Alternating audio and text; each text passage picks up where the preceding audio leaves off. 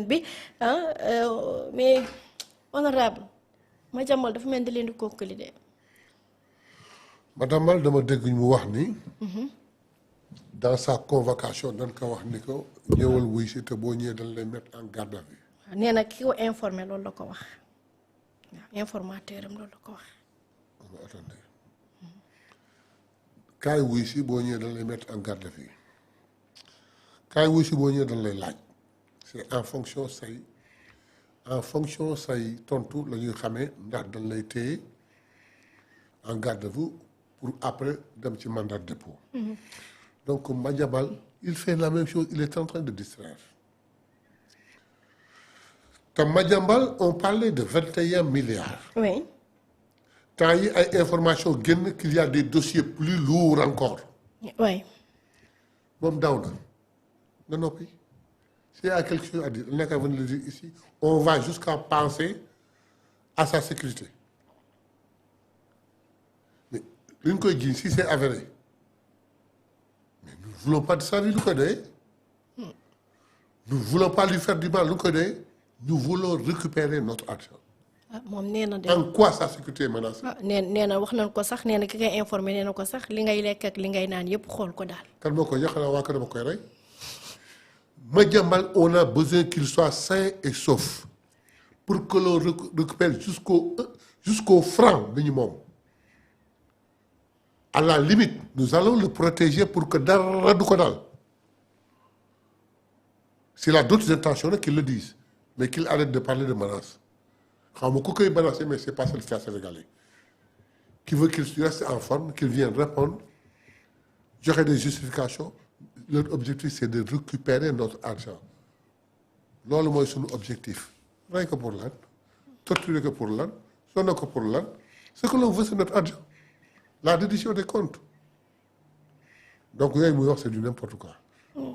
mais nee na seen leader a nekk li yëpp ci ginnaaw de nee na yàgg na koo wut amu ko nee na taxawaay bi mu am ci combat bi ak moom looloo tax ndaal Ousmane Sonko nekk ci ginnaaw li yëpp nee na li complot la moom nee na moo bi mu utiliser mooy complot ndax lii complot la jëmale ko ci jëmmam nee na moo tax ngeen ñu jàpp ay doomu mag ay jabaram. Ousmane bi ko dara arrivé ñu sosal ko fii la toog au Sénégal def point de presse ni c'est un complot dans un dossier boo xam ni c'est 1000 fois plus compliqué que le sien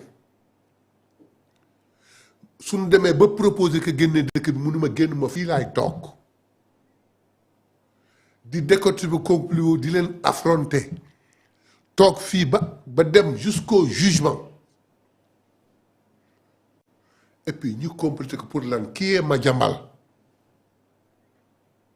dafay interroger Ousmane Sonko di ko complot pour lan un ancien greffier qui a fait excusez-moi l'expression des âneries des brisés de selle ban dàq la tu viens se réfugier dans le corps des journalistes am benn sagaru journal boo xam ne à peine sax lay jaar par des magouilles ñu jiiñ leen tu as des milliards au lieu de venir t'expliquer tu te la derrière Ousmane Sonko oui tu sais pourquoi parce que looy wax tudd ci Ousmane Sonko rek les gens commentent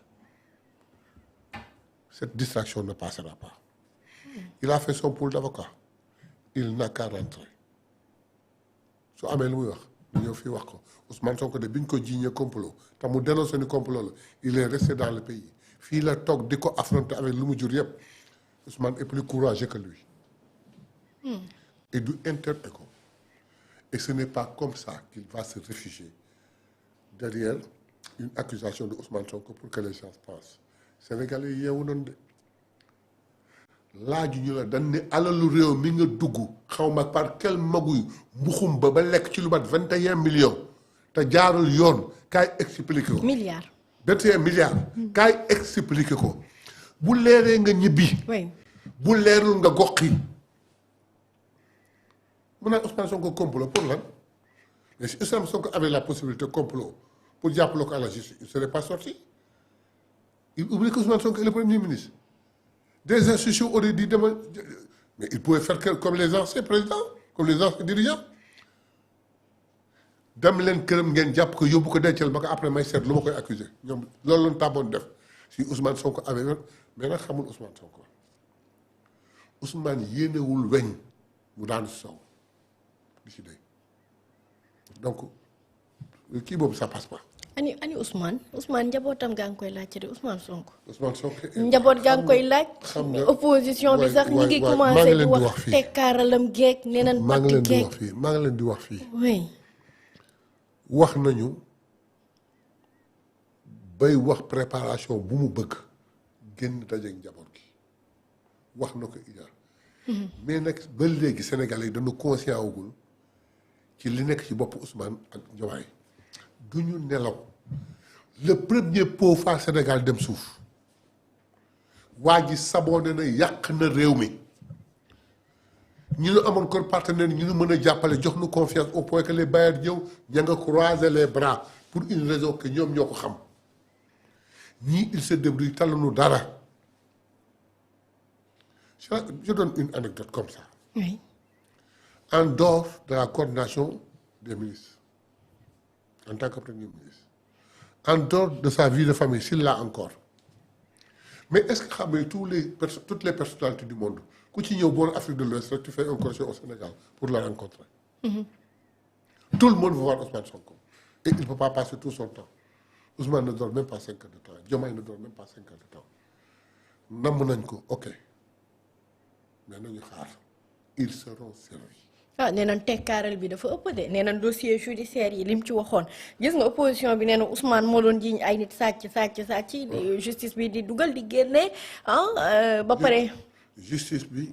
di dugal di génne. kan la dugal génne ko. sa meeru dëkk. mais il faudrait que ñu waxaat ci mbir moomu mu leer. oui. encore daa ko waxaat foofu te mbir moom sax am na ñu ci wax ju ñaaw di ko jëmale ci député yi. nee nañu Mansour Faye bu échappé c'est parce que député yi ñoo liggéeyul seen liggéey na mu waree. waaw ci haute cour bi la ñu wax de. haute cour. waaw. lu muy def yi instruire au besoin juger. balay loolu dafay am une procédure te procédure bi mi ngi tegu parce que Mansour dafay bénéficier privilège de juridiction gorom may ko texte Sénégal moo ko may.